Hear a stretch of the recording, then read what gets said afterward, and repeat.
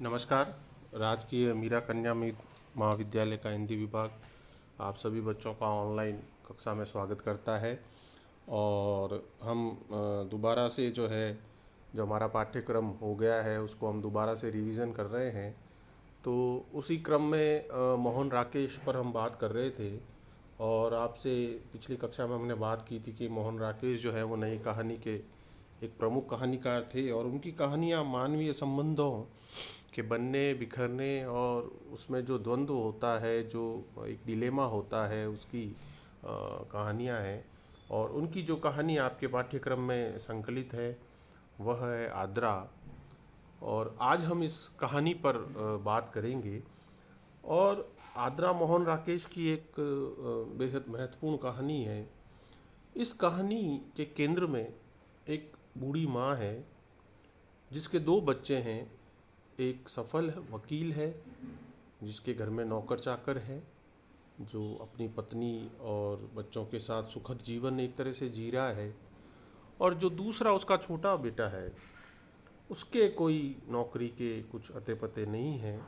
वो क्या करता है ये भी पता नहीं चलता है। बस पैसे और आर्थिक संघर्ष से वो जूझ रहा है, ये उसको पता है माँ को। लेकिन इसके साथ ही वह कुछ समाज सेवा का भी कार्य कर रहा है। वो मज़दूरों के लिए लड़ता है। वो जो शोषण के शिकार हैं उन लोगों के लिए वो कुछ संघर्ष कर रहा है। उसकी विचारधारा भी वैसी ही है, ये उसकी माँ को पता है। तो एक माँ कैसे इन दोनों बच्चों के बीच में जो है अपना संबंध निभाती है, क्योंकि माँ के लिए तो संतान जो होती है वो एक समान होती है और सभी उसके लिए बराबर होती है।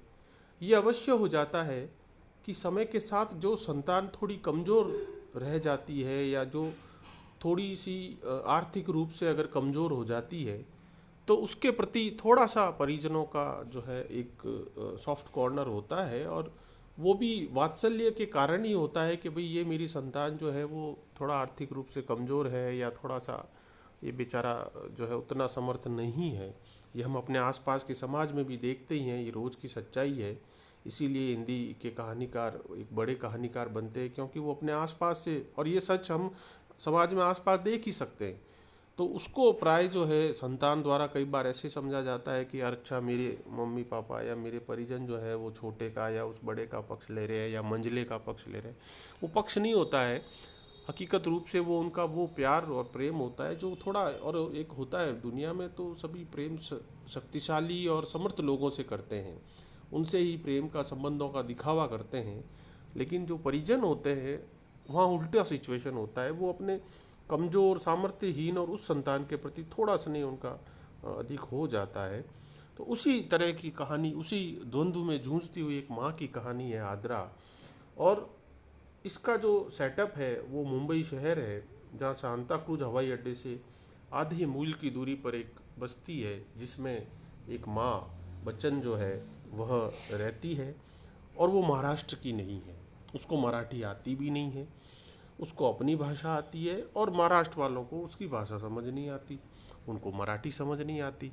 लेकिन एक इरावती है जो उसकी थोड़ी बहुत हिंदी जो जैसी वो बोलती है वो समझ जाती है और अपना काम एक चला लेती है। यहीं पे बच्चन जो है उसी मुंबई में अपने छोटे बेटे के साथ रहती है। और वह कोई महीने के 60-70 रुपये कमाता है। कई बार पैसे ख़त्म हो जाते हैं तो खाने की दिक्कत होती है। उसके कई दोस्त हैं जो माँ के पास आते रहते हैं, वहाँ वो दोस्तों को लाता है, वो साथ खा लेते हैं खाना। कभी रोटियाँ कम पड़ जाती है तो भी वो कुछ नहीं कहते, जो होता है उनके मित्र मिलकर सब कुछ मिलकर खा लेते हैं। अब देखिए ये जो मिलजुल कर खाना है ये उस दौर के एक जो है सच्चाई को प्रकट कर रहा है, जब मनुष्यों के पास पैसा हो ना हो लेकिन जो कुछ होता था उससे मिलजुल कर खा लेते थे, शिकायत नहीं थी कोई भी। आज उल्टा हो गया, आज बहुत ज़्यादा पैसा है फिर भी हम मिलजुल कर नहीं खा पाते। हम 5-7 दोस्त मिलकर या मित्र या रिश्तेदार मिलकर कहाँ खाना खा पाते हैं, जबकि पैसा बहुत आ गया है लेकिन मानवीय संबंध खत्म हो गए। अब पैसा तो बहुत है लेकिन मानवीय संबंध नहीं है। पहले पैसा था या नहीं था, कम था, लेकिन मानवीय संबंध बड़े प्रगाढ़ होते थे। अब वहाँ पर उसके पास में जो है काम क्या है, ऐसी बस्ती में लोग सूअर पालते हैं और जो है वो नाजायज़ शराब बनाने का धंधा है। तो आप इससे अब समझ सकते हैं कि जिस बस्ती में बच्चन रह रही है उस बस्ती का क्या परिवेश होगा। और वहाँ पर एक जैकब है जो अंग्रेजी में कुछ बोलता रहता है, कुछ कविताएं गाता रहता है, और वही जो है उस नाजायज़ शराब की भट्टी चलाता है, जिससे बच्चन को बड़ी डर लगता है कि ये व्यक्ति बड़ा खतरनाक है, और वो उससे डरती रहती है उसकी आवाज़ सुनकर, और अंदर ही वो घर के बंद रहती है। उसका जो ये लड़का है छोटा वाला, ये कब आता है कब जाता है ये उसको नहीं पता। कई बार कई कई दिन तक वो गायब हो जाता है, आता ही नहीं है घर पे। और माँ जो है बड़ी, देखिए माँ की स्थिति देखिए आप, क्या मतलब जो है कहानीकार कहता है वो रोज़ उसके लिए हमेशा रोटी बनाती है कि शायद आ जाएगा। ये होता है माँ का स्नेह। और जब वो नहीं आता तो वही रोटियां वो शाम को वापस खाना खा लेती है। और अगर आ जाता है तो भी जो सुबह बनाई थी वो रोटियां माँ खुद खाती है, जो ठंडी बासी जिसको हम कहते हैं। तो सुबह की शाम खाना पड़ता है फिर, या शाम की सुबह खाना पड़ता है। ये होता है माँ का स्नेह कि संतान भले ही बिना सूचना दिए गायब रहे, वो कहाँ क्या कर रही है।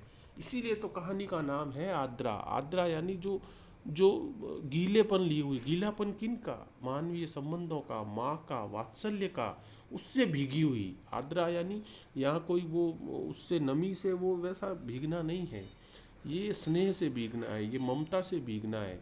एक ऐसी माँ है बचन जो भीगी हुई है अपने पुत्र प्रेम में, संतान में, वात्सल्य में। और यही तो, इसीलिए तो हम कहते हैं कि भाई दुनिया में संबंध जो है या मनुष्यता और कहीं बचेगी ना बचेगी पता नहीं, लेकिन माँ के पास तो अभी तक सुरक्षित है। और संतान कितनी ही बड़ी हो जाती है लेकिन उसका फिक्र या उसके बारे में चिंता करना जो एक परिजन करते हैं वो दुनिया में दोबारा कोई नहीं करता है। ये हम खुद धीरे धीरे समझ जाते हैं जब उम्र के उस पड़ाव की ओर जाने लगते हैं।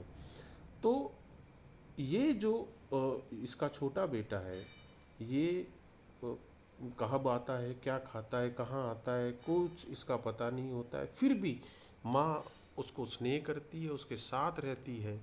जबकि उसका जो बड़ा बेटा है लाली, वह जो है वो एक अच्छा खासा वकील है, वो बड़े समर्थ है, और वो नौकर चाकर के साथ रहता है।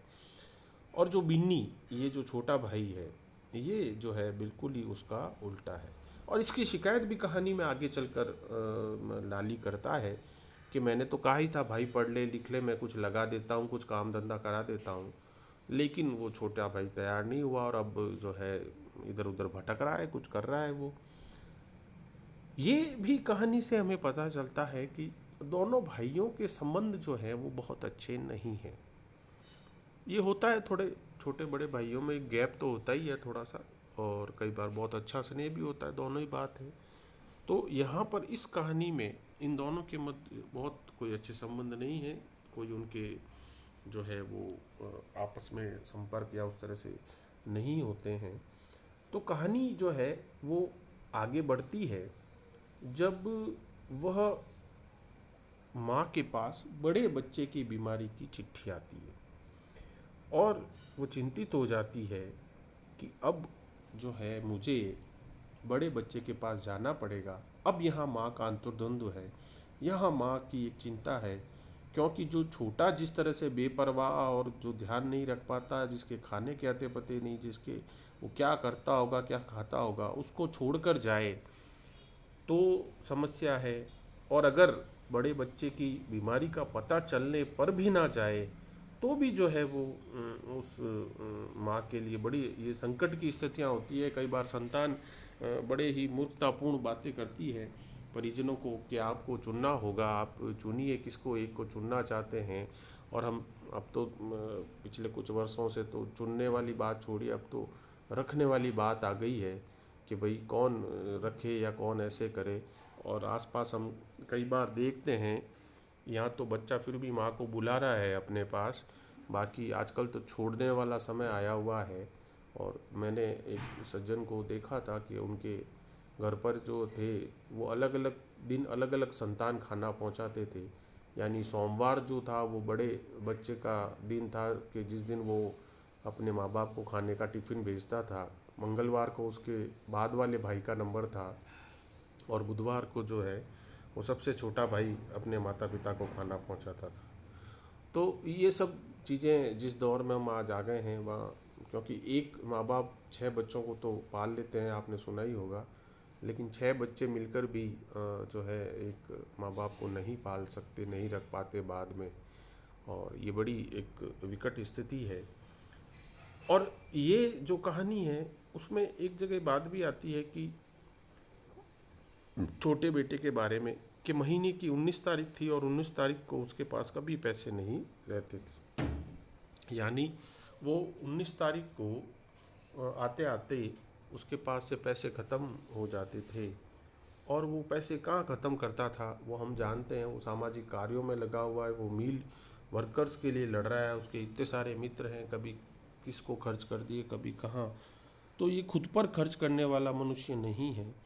वैसा नहीं है कि जो है वो अपने पे पैसा खर्चे और जो है वो उसके यार दोस्त आते रहते हैं, उनमें बहस होती रहती है दुनिया जहान को लेकर।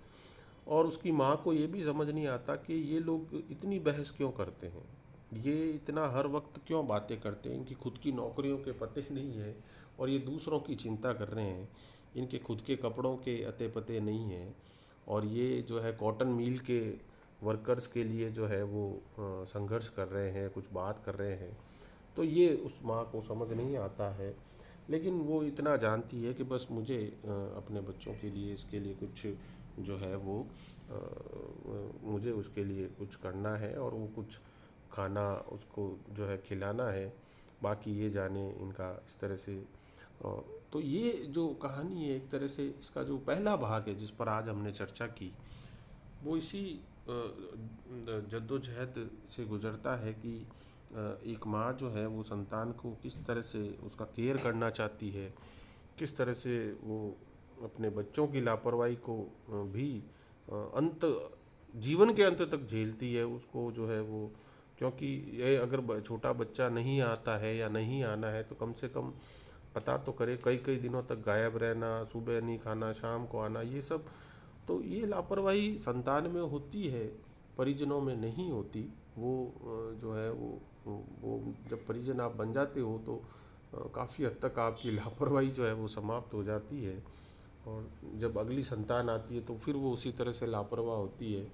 और जब वो परिजन बनती है तब उसको पता चलता है कि मैं कितना लापरवाह और कितना जो है वो था। तो ये कहानी का पहला भाग है। कहानी भाग ऐसे डिवाइड नहीं है, मैं आपको ऐसे ही बता रहा हूँ। कहानी के दूसरे भाग में यानी एक जो ब्रेक है, अब वो माँ जो है वो बड़े वाले बच्चे के घर जाएगी, क्योंकि उसकी बीमारी की चिंता में वो अब अंतर्द्वंद में ये बात भी करती है कि मैं जाऊँ कि नहीं जाऊँ, क्या करूँ। लेकिन वो अपने बड़े वाले बच्चे के यहाँ जाती है और वहाँ उसको क्या जो है महसूस होता है, क्या होता है, इसके बारे में हम अपनी अगली कक्षा में चर्चा करेंगे। तब तक के लिए आप सबका बहुत धन्यवाद।